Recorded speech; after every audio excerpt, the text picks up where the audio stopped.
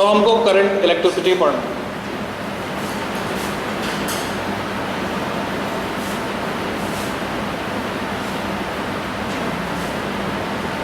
Current electricity का जो weightage है तुम लिख सकते हो अप्रॉक्सीमेटली 7 मार्क। अप्रॉक्सीमेटली इसलिए लास्ट ईयर तक तो फिक्स था 7 मार्क, पर इस साल से वेटेज कुछ अलग तरह से कर दिए गए। वेटेज इस तरह से कर दिए गए कि दो चैप्टर को कंबाइन कर दिया। तो electrostatics 8 number plus 7 number current electricity, 8-7 मिला के 15। तो इसमें कोई ज़रूर नहीं है कि 7 नंबर का आया, 7 नंबर थोड़ा ज़्यादा है थोड़ा कम भी आ सकता है। टोटल वेटेज वो गारंटी है कि 15 नंबर का है, दोनों मिला, और किसी एक चैप्टर में से कम या किसी में से ज़्यादा आ सकता है। तो करंट इलेक्ट्रिसिटी अभी तक चार्ज क्या था, रेस्ट पर था। सिमुलेशन देखो 11th क्लास के उससे 11 में तुमने पढ़ा था मैकेनिक्स, तो मैकेनिक्स में 2 पार्ट होते थे, डायनामिक्स एंड स्टैटिक्स। तो स्टैटिक्स में ऑब्जेक्ट रेस्ट पर और डायनामिक्स में मूविंग स्टेट में। सिमिलरली इलेक्ट्रोस्टैटिक्स में रेस्ट पर, और अब तुम आगे इलेक्ट्रोडायनेमिक्स में। तो अब चार्ज ने चलना शुरू कर दिया, चार्ज थोड़ा बड़ा हो गया। पहले बच्चा था, सिर्फ एक ही जगह जहाँ बैठा दो वहीं रहता था, अब वो चलना शुरू कर रहा है, तो करंट बनेगी उससे। तो चार्ज को लेकर कौन जाएगा, जो चार्ज को लेकर जाएगा उसको बोलते हैं कैरियर, चार्ज कैरियर। तो कौन कौन से तरह के चार्ज कैरियर होते हैं? अगर हम बात करें सॉलिड कंडक्टर्स की, तो कंडक्टर्स में चार्ज कैरियर होते हैं सिर्फ और सिर्फ इलेक्ट्रॉन्स। तो इलेक्ट्रॉन चार्ज कैरी करने के लिए रिस्पॉन्सिबल होते हैं सॉलिड कंडक्टर्स में। पर सॉलिड में सेमी कंडक्टर होता है, उसमें भी कंडक्शन होता है। और सेमी कंडक्टर जैसे नाम है उसका सेमी, तो ये आधा कंडक्टर आधा इंसुलेटर के जैसा होता है। यानी ये समझो कि जब टेम्परेचर हाई होता है तो सेमी कंडक्टर का बिहेवियर कंडक्टर जैसा होता है, और जब टेम्परेचर लो होता है तो इंसुलेटर जैसा होता है। सेमी कंडक्टर में एक और तरह के चार्ज कैरियर होते हैं। आज के लेक्चर में कुछ नई टर्म्स आएंगी, पर वो फैमिलियरिटी बढ़ाने के लिए है, आगे डिटेल में उनको हम पढ़ेंगे, तो उसकी चिंता नहीं करनी तुम्हें। जैसे सेमी कंडक्टर में चार्ज कैरी करने के लिए इलेक्ट्रॉन के अलावा होल्स भी होते हैं, इलेक्ट्रॉन्स एंड होल्स। तो होल भी चार्ज कैरी करते हैं। Holes are contrary to electron, positively charge होते हैं, यानी पीछे बचे हुए पॉजिटिव आयन को तुम होल्स कह सकते हो, वो भी चार्ज कैरी करते हैं। कैसे करते हैं वो आगे हम सीखेंगे। फिर अगर हम बात करें लिक्विड्स की, लिक्विड इलेक्ट्रोलाइट्स, तो उसमें चार्ज कौन कैरी करता है? सेल का सॉल्यूशन है डाइल्यूट H2SO4, कौन चार्ज कैरी करेगा?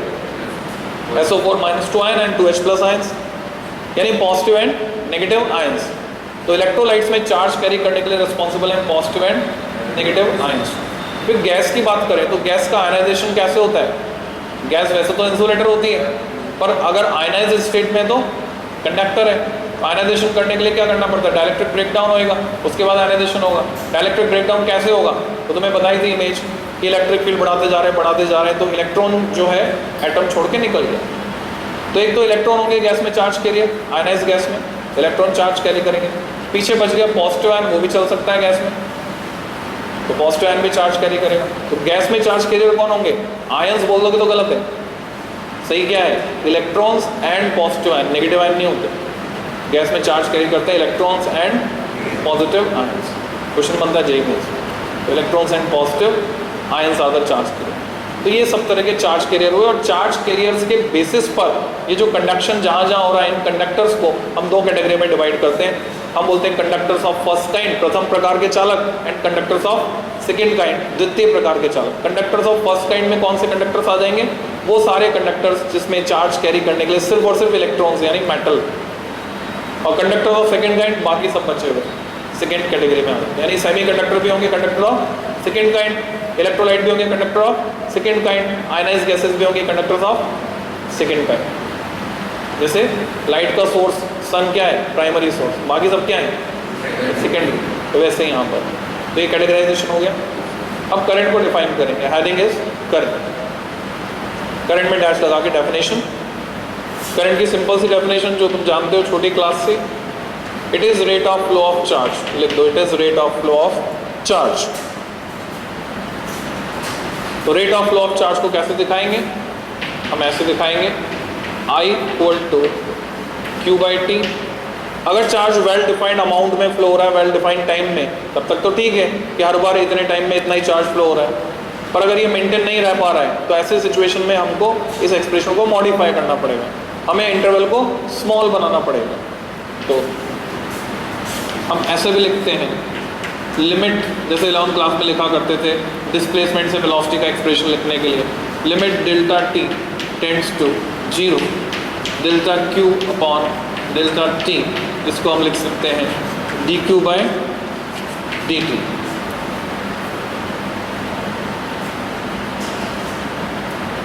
तो ये इलेक्ट्रिक करंट जो है 11th क्लास में तुमने पढ़ा था कि डायरेक्शन होती है इसमें, बावजूद इसके हम इसको वेक्टर नहीं मानते, इसके बाद भी ये स्केलर है।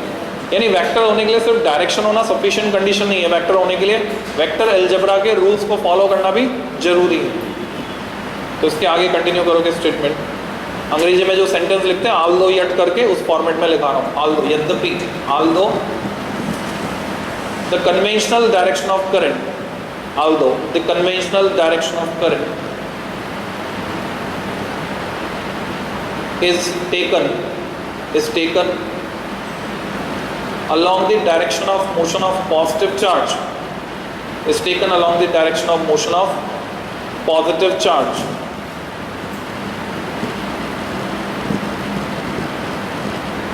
comma, yet, yet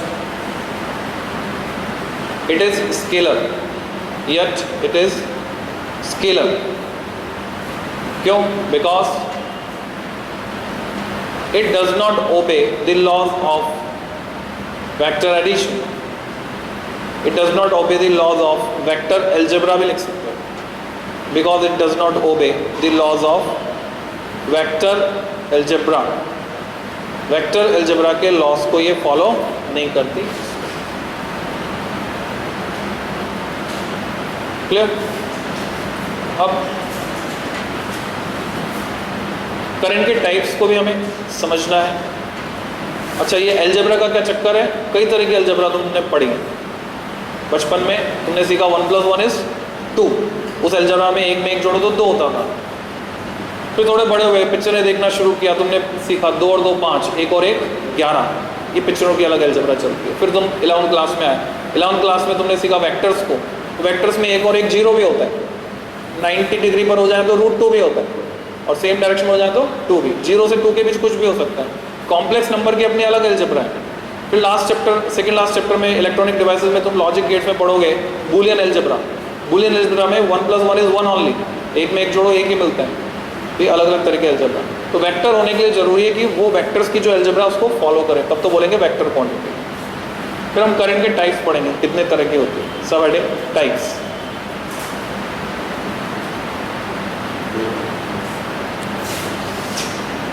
charge carrier के बेसिस पे तो तुम ये कह सकते हो कि पॉजिटिव चार्ज के चलने की वजह से भी करंट फ्लो होगी, नेगेटिव चार्ज के चलने की वजह से भी। तो ऐसे सिचुएशन में मेटेलिक कंडक्टर में अगर तुम करंट कैलकुलेट कर रहे हो तो मेटेलिक कंडक्टर में जो करंट होगी वो इलेक्ट्रॉन के चलने के कारण है, तो इलेक्ट्रॉन करंट होगी। अगर तुम सेमीकंडक्टर में करंट कैलकुलेट कर रहे हो तो होल्स के कारण भी होगी और इलेक्ट्रॉन के कारण भी होगी, तो नेट करंट होगी दोनों का सम। अगर तुम इलेक्ट्रोलाइट में कैलकुलेट कर रहे हो तो पॉजिटिव आयन के कारण भी होगी, नेगेटिव आयन के कारण भी होगी, दोनों का सम। अगर तुम आयनाइज गैस में करंट निकालोगे तो इलेक्ट्रॉन के कारण भी होगी, पॉजिटिव आयन के कारण भी होगी, दोनों का सम। और उसके अलावा 2 कैटेगरी है, जैसे मोशन होता है uniform and non uniform, current भी 2 तरह की होती है टाइप्स में। फर्स्ट स्टेडी, जैसे यूनिफॉर्म मोशन वैसे स्टेडी करंट। तो टाइम के साथ अगर इसका मैग्नीट्यूड और डायरेक्शन इसमें कोई चेंज नहीं आता, ग्राफ बनाकर मैं दिखा सकता हूँ, it is called steady current. पूरे टाइम मैग्नीट्यूड सपोज 2 एम्पियर है, कोई चेंज नहीं, then it is called steady current. Second category है वेरिएबल, जैसे मोशन होता है नॉन यूनिफॉर्म वेरिएबल। वेरिएबल में हम 3 टाइप्स कंसिडर कर सकते हैं।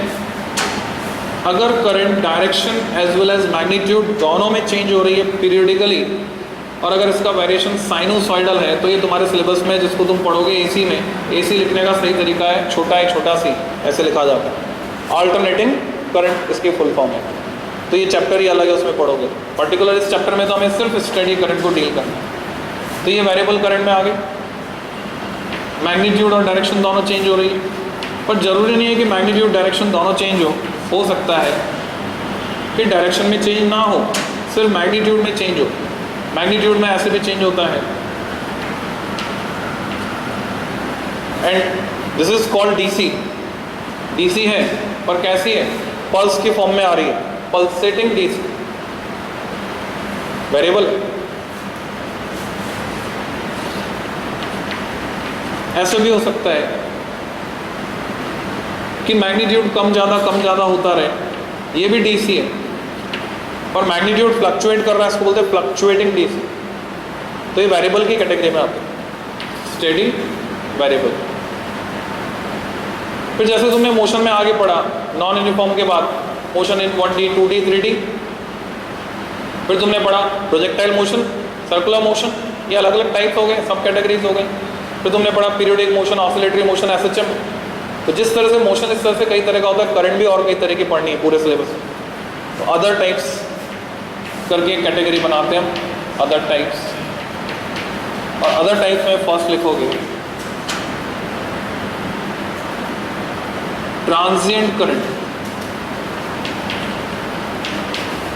ट्रांजिएंट करंट जैसा नाम है वैसे ही है, करंट ड्यूरिंग ट्रांजिशन। किसका ट्रांजिशन? ट्रांजिशन पीरियड क्या होता है? ऐसे समझो, जब इस कैपेसिटर को हम चार्ज कर रहे थे तो मोमेंटरी करंट थोड़े टाइम के लिए फ्लो हुई ड्यूरिंग चार्जिंग। और वो करंट भी कैसी होगी अगर मैं टाइम के साथ वेरिएशन प्लॉट करूं उसका, तो शुरू में इसका वोल्टेज 0 है, ज़्यादा चार्ज जाएगा, जैसे जैसे इसका वोल्टेज बढ़ता जाएगा जाने वाला चार्ज कम हो जाएगा, करंट भी कम हो जाएगी। करंट का एक्सपोनेंशियल डिके होता है, तो ऐसी करंट जिसका एक्सपोनेंशियल डिके होता है उसको बोलते हैं ट्रांजिएंट करंट। ऐसे ही अगर मैं इस बैटरी को हटाकर, कैपेसिटर चार्ज हो गया, चार्ज होने के बाद मैंने इस बैटरी को हटाया, बैटरी को हटा के लगा दिया रेजिस्टेंस, तो अभी कैपेसिटर डिस्चार्ज होगा। तुम देखते हो टीवी में स्विच ऑफ करने के बाद भी थोड़ी देर तक एलईडी जलती रहती है, तो कहाँ से आई एनर्जी? जो अंदर उसमें कैपेसिटर लगे हुए, सर्किट में जो इंडक्टर लगे हुए हैं उनकी एनर्जी, इलेक्ट्रोस्टैटिक फॉर्म में और मैग्नेटिक फॉर्म में। कैपेसिटर इलेक्ट्रोस्टैटिक फॉर्म में और इंडक्टर मैग्नेटिक फॉर्म में एनर्जी स्टोर करता है। तो ये अब कैपेसिटर क्या होगा? डिस्चार्ज होगा। डिस्चार्ज होगा तो शुरू में तो ज़्यादा चार्ज फ्लो होगा और बाद में कम होता जाएगा। तो कम होता जाएगा तो करंट फिर क्या होगी? डिके होगी, एक्सपोनेंशियल डिके। ऐसे ही मतलब चार्ज कर रहे हैं तो भी और डिस्चार्ज हो रहा है तब भी, exponential decay, transient current. Second displacement current, EMI में पढ़ोगे डिस्प्लेसमेंट करंट। जैसा नाम है वैसे ही है। तुम ऐसे सोचो कि अगर कैपेसिटर के इस पॉइंट पर तुम KCL लगाओ, Kirchhoff current law, junction law, तो आने वाली करंट तो है, जाने वाली करंट नहीं है, फेल हो गया जंक्शन लॉ, जो कि एक फंडामेंटल लॉ है, law of conservation of charge पर बेस्ड है। तो ऐसी सिचुएशन में साइंटिस्ट मैक्सवेल ने बताया कि वास्तव में यहाँ पर भी करंट होती है जो इस प्लेट से इस प्लेट तक डिस्प्लेस होती है और उसको किसी कंडक्टिंग पाथ की जरूरत नहीं होती, वो इलेक्ट्रिक फील्ड के वेरिएशन की फॉर्म में फ्लो होती है, और उस करंट को उसने नाम दिया डिस्प्लेसमेंट करंट। इसका मैग्नीट्यूड एग्जैक्टली कंडक्शन करंट के बराबर होता है। And third type is eddy currents. अभी तक तो करंट लिख रहे थे, इसको प्लूरल में लिखोगे करंट्स, एडी करंट्स। ये जो एडी होता है, इसका एडी का मतलब होता है भंवर, इसको कहते हैं एडी, दिस इज एडी। तो ये क्या है वो समझोगे।